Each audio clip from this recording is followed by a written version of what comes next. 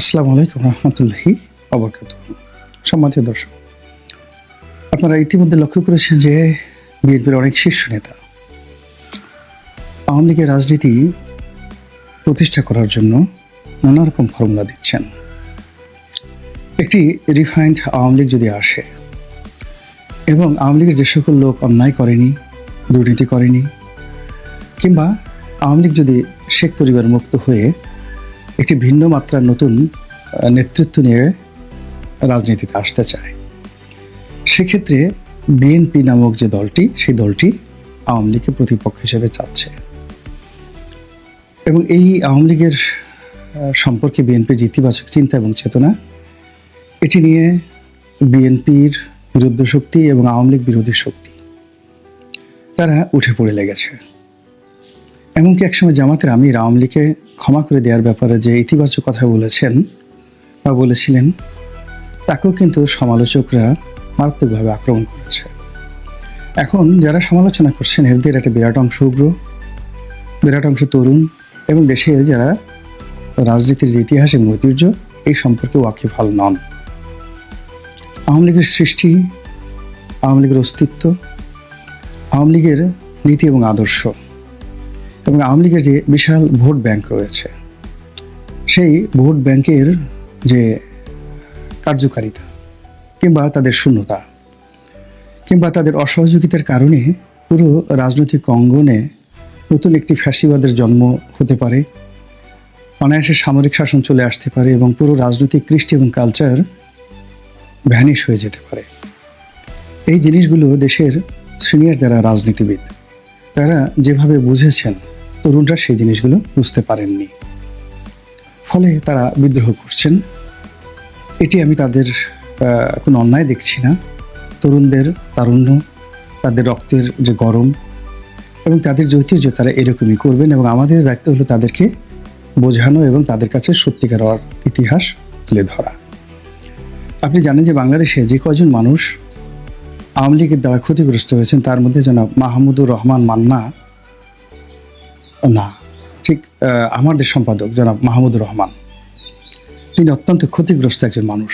মাহমুদুর রহমান মান্নাও ক্ষতিগ্রস্ত মানুষ, জামাতের আমির ক্ষতিগ্রস্ত মানুষ, রুহুল কবির রিজভী ক্ষতিগ্রস্ত, আমি নিজে আওয়ামী লীগের এমপি হওয়া সত্ত্বেও মারাত্মকভাবে ক্ষতিগ্রস্ত, অপমানিত এবং লাঞ্ছিত আওয়ামী লীগ দ্বারা। জনাব ফজলুর রহমান, তিনিও আওয়ামী লীগ জমানাতে মারাত্মকভাবে ক্ষতিগ্রস্ত। কিন্তু আমরা তারপরেও কেন অনেকেই আওয়ামী লীগের রাজনীতিতে ফিরে আসা নিয়ে ইতিবাচক কথা বলছি? এই বিষয়গুলো আপনাদেরকে বুঝতে হবে। আপনাদের কি মনে হয় শেখ হাসিনা ফিরে আসলে আমাদেরকে সুযোগ দেবে? প্রশ্নই আসে না। বরং তার জমানাতে তার যে পতন হয়েছে, আমাদের মতো কিছু মানুষের কথা, লিখনি, এটা ফ্রান্সে যেভাবে রুশোর বক্তব্য দ্বারা পুরো একটা রেভলিউশন হয়েছিল, বাংলাদেশে আমি গোলাম মোল্লা রনির মতো এরকম শত শত কলম যোদ্ধা, শত শত কণ্ঠযোদ্ধা, যাদের কারণে রাত জেগে জেগে গত 12 বছর, 13 বছর, 15 বছর ধরে আমরা মানুষের স্মৃতিপটে আওয়ামী লীগ সম্পর্কে যে নেতিবাচক ধারণা তৈরি করছি, তার জন্য দুনিয়ার সব মানুষ ক্ষমা করলেও শেখ হাসিনা ক্ষমা করবেন না। তা সত্ত্বেও আমরা আওয়ামী লীগকে চাচ্ছি। বোঝার চেষ্টা করুন, যখন শহীদ প্রেসিডেন্ট জিয়াউর রহমান ক্ষমতায় এলেন, যারা বিএনপি করেন তাদের খুব মনোযোগ সহকারে শুনবেন। বিএনপি করলে যে তারা বিএনপি ভালো জানেন, নট লাইক দ্যাট। বিএনপির ইতিহাস অনেকে বিএনপি যারা করেন জানেন না। বিএনপির মূল যে থিম, বিএনপির মূল যে গঠনতন্ত্র, 4 জন লোক দ্বারা এটি গঠিত হয়েছিল। 1 নম্বরে ছিলেন ফরিদপুরের আব্দুল হামিদ চৌধুরী। আপনারা জানেন তিনি কে? তিনি আওয়ামী লীগের ফাউন্ডার, সাংগঠনিক সম্পাদক, বঙ্গবন্ধুর ক্লাসমেট, ঠ্যাঙ্গামারির জমিদারের সন্তান, 1954-এ প্রথম এমপি হয়েছিলেন। শহীদ প্রেসিডেন্ট জিয়াউর রহমানের যে আহ্বানে সাড়া দিয়ে এই প্রথম তিনি এসেছিলেন এই যে বাংলাদেশে জাতীয়তাবাদ এবং গঠনতন্ত্র বিএনপির হাতে দেওয়ার জন্য, আওয়ামী লীগের লোক। এরপরে কে এসেছিলেন? জনাব ফেরদৌস আহমেদ কুরেশি, ডাকসুর ভিপি। ডাকসুর ইতিহাসে ওনার মতো এত মেধাবী লেখাপড়া জানা মানুষ কেউ আসেননি। এরপর কে ছিলেন? মাহফুজা নামের আব্বা আবুল মনসুর আহমেদ, আওয়ামী লীগের নেতা। সাবেক প্রধানমন্ত্রী, যুক্তফ্রন্টের প্রধানমন্ত্রী আতাউর রহমান, আওয়ামী লীগের নেতা। কে এম ওবায়দুর রহমান, আওয়ামী লীগের নেতা। মওদুদ আহমেদ, আওয়ামী লীগের নেতা। শাহ মুয়াজ্জেম, আওয়ামী লীগের নেতা। এর বাইরে সিরাজুল আলম খান, তারপর আসাম আব্দুর রব, শাহজাহান সিরাজ, এরপর আরো অনেকে। আমি এই মুহূর্তে নামগুলো যদি বলতে যাই এরকম শত শত নাম বলতে পারবো। তোফায়েল আহমেদের মতো মানুষ, তারা সবাই যার যার অবস্থানে থেকে শহীদ প্রেসিডেন্ট জিয়াউর রহমানকে সাহায্য করেছেন যখন আওয়ামী লীগের সংগঠন করা যাচ্ছিল না। প্রেসিডেন্ট জিয়া চেয়েছিলেন যে এখন ডক্টর মোহাম্মদ ইউনূসের মতো তিনি যখন ক্ষমতায় এলেন, তিনি চেয়েছিলেন একটি নির্বাচন হোক, আওয়ামী লীগ আসুক, সংগঠিত হোক এবং আওয়ামী লীগের উপর তার একটা প্রভাব থাকুক। কিন্তু আওয়ামী লীগকে আসলে ওই মুহূর্তে সংগঠিত করা যাচ্ছিল না কোন অবস্থাতেই। অনেক চেষ্টা করা হয়েছে, অনেক সময় নেওয়া হয়েছে, প্রায় 1.5 বছর সময় নেওয়া হয়েছে। আওয়ামী লীগ মিজান হয়েছে, আওয়ামী লীগ যাকে বলা হয় মালিক উকিল হয়েছে। তারপরে টাঙ্গাইলের এক ভদ্রলোক ছিলেন আওয়ামী লীগের, এই মুহূর্তে আমার নাম মনে আসতেছে না। এইভাবে 3 থেকে 4টি গ্রুপ আওয়ামী লীগের মধ্যে হয়ে গেল, কিন্তু আওয়ামী লীগ একত্র করা যায়নি। কিন্তু জিয়াউর রহমান আওয়ামী লীগকে একত্র করে আওয়ামী লীগের মাধ্যমেই রাজনীতিটা চালাতে চেয়েছিলেন। খন্দকার মুশতাক বঙ্গবন্ধুকে হত্যা করেছেন, খুনিরা বঙ্গবন্ধুর পরিবারের সবাইকে হত্যা করেছেন, কিন্তু আওয়ামী লীগকে কিন্তু বেছে নিয়েছে, আওয়ামী লীগের নেতাদেরকে বেছে নিয়েছে এবং আওয়ামী লীগের অনেকে আনার চেষ্টা করেছে, তারা পারেনি, কিন্তু আওয়ামী লীগকে বাদ দেয়নি। দিস ইজ হিস্ট্রি, এটাকে বুঝতে হবে। তো জিয়াউর রহমান সাহেব যখন পারলেন না আওয়ামী লীগ ঐক্যবদ্ধ করার জন্য, তখন তিনি যে বিএনপি করলেন, সেই বিএনপির মূল যে ফাউন্ডেশনটা, সেটা আওয়ামী লীগের হাত দিয়ে। এখানে শুধুমাত্র যে কাজটি হলো, দল গঠন থেকে শুরু করে সব কিছুর মধ্যে বাঙালি জাতীয়তাবাদের পরিবর্তে বাংলাদেশি জাতীয়তাবাদটা ঢুকিয়ে দেওয়া হলো। কিন্তু সংগঠন করা এবং সংগঠনকে তৃণমূলে পৌঁছে দেওয়া, রাষ্ট্র ক্ষমতা পরিচালনা থেকে শুরু করে সব কিছুর মধ্যে মূলত আওয়ামী লীগের সেই দীর্ঘদিনের মেধা, শ্রম, এই জিনিসগুলো রয়েছে। মাওলানা আব্দুল হামিদ খান ভাসানী এবং তার সঙ্গে আব্দুল্লাহ নোমান, কাজী জাফর আহমেদ থেকে শুরু করে যে সকল বামধারা রাজনীতিবিদ, এমনকি মতিয়া চৌধুরী, রাশেদ খান মেনন, তারা অনেকটা নিউট্রাল থেকে জিয়াউর রহমানকে কিন্তু সহযোগিতা করেছিলেন। কমরেড মনির সিং থেকে শুরু করে আরো অনেকে, কমিউনিস্ট পার্টির। এর কারণ হলো যে তিনি এই আওয়ামী লীগ নামক যে দলটিকে ধ্বংস করতে চাননি। ফলে বাংলাদেশে কোনো রাজনৈতিক অনৈক্য সৃষ্টি হয়নি, রাজনৈতিক সংঘাত সৃষ্টি হয়নি। বরং জাসদের সাথে বঙ্গবন্ধুর যে সংঘাতটা ছিল, সর্বভারতের সাথে যে সংঘাত ছিল, সেই সংঘাত জিয়াউর রহমান খুব দ্রুত নিষ্পত্তি করে ফেলেন। ফলে খুব অল্প সময়ের মধ্যে তিনি দেশটিকে সফলতার স্বর্ণশিখরে নিয়ে যেতে পেরেছিলেন।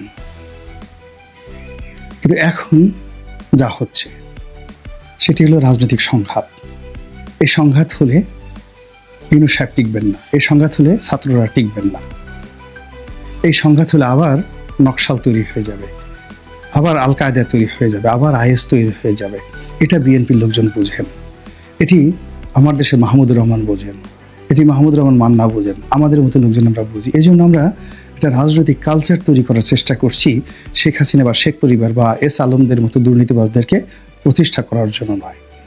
যখন এরকম একটা পরিশুদ্ধ পরিবেশে রাজনীতি করার সুযোগ আসবে, বিশ্বাস করেন যে আবর্জনাগুলো একবার ডাস্টবিনে চলে গেছে, সেগুলো আর কখনো বাংলাদেশে ফিরে আসতে পারবে না। 1973 থেকে 1975 পর্যন্ত বঙ্গবন্ধুকে যারা ডুবিয়েছেন, যে সমস্ত কুলাঙ্গার, খোঁজ নিয়ে দেখেন তারা এখন পর্যন্ত রাজনীতিতে প্রতিষ্ঠিত হতে পারেনি। 2009 থেকে 2025 সন পর্যন্ত, 24 সন পর্যন্ত যে সকল কুলাঙ্গার শেখ হাসিনাকে আওয়ামী লীগ ডুবিয়েছে, তারা কোনোদিন রাজনীতিতে আসতে পারবে না। কিন্তু এদেশের রাজনীতি যদি টিকিয়ে রাখতে হয়, অবশ্যই অবশ্যই আওয়ামী লীগকে লাগবে। এবং বিএনপির সিনিয়র নেতৃবৃন্দ যেভাবে এই বিষয়টি বুঝতে পেরেছেন, সেভাবে বিএনপির তৃণমূল যদি বুঝতে পারেন এবং তারা যদি শহীদ প্রেসিডেন্ট জিয়াউর রহমানের রাজনীতিটিকে আপহোল্ড করে একটি পরিশুদ্ধ রাজনীতি তৈরি করে, তাহলে বিএনপির মধ্যে যে সকল এস আলম আছে, বিএনপির মধ্যে যে সকল দরবেশ আছে তারাও এই দেশ ছেড়ে পালাবে, তাদেরও কবর রচিত হবে। যারা তরুণ বন্ধু এখন নেতৃত্ব দিচ্ছেন, আল্লাহ মানুষের হাতে হঠাৎ করে নেতৃত্ব দেন এবং এই নেতৃত্ব বেশি দিন থাকে না। যদি মানুষ এটার পাম্মা বিনিয়ামতে রব্বিকা ফাহাদ্দিস, মানুষ যদি সেই নেতৃত্বের শুকর গুজার করতে না পারে। এখন হঠাৎ করে হক মহলা, হঠাৎ করে আল্লাহ, হঠাৎ করে আইএস, হঠাৎ করে তালেবান, হঠাৎ করে পাকিস্তান জিন্দাবাদ, ইনকিলাব জিন্দাবাদ, এই জিনিসগুলো আবেগী কথাবার্তা। এগুলো দিয়ে বিশ্বাস করেন পৃথিবীতে একটা ছোট সামন্ত রাজ্য প্রতিষ্ঠিত হয়নি। আপনারা অবাক হয়ে যাবেন যে ইসলামের ইতিহাসের সবচেয়ে যাকে জিন্দাওয়ালি বলা হয়, আওরঙ্গজেব। সে আওরঙ্গজেবের 53 বছর তিনি ভারতবর্ষ চালিয়েছেন। তার রাজ্যের সমস্ত বিখ্যাত উজির, আমির, ওমরা সবাই ছিলেন হিন্দু, শিখ, বৌদ্ধ, খ্রিস্টান, এমনকি ইংরেজ, ফার্সি, এমনকি ইহুদি। এবং তিনি শত শত হাজার মন্দির তিনি দিল্লির রাজকোষ থেকে সেগুলোকে নিয়মিত মাসোয়ারা দিয়ে চালাতেন। রাজনীতি ভিন্ন একটা বিষয়।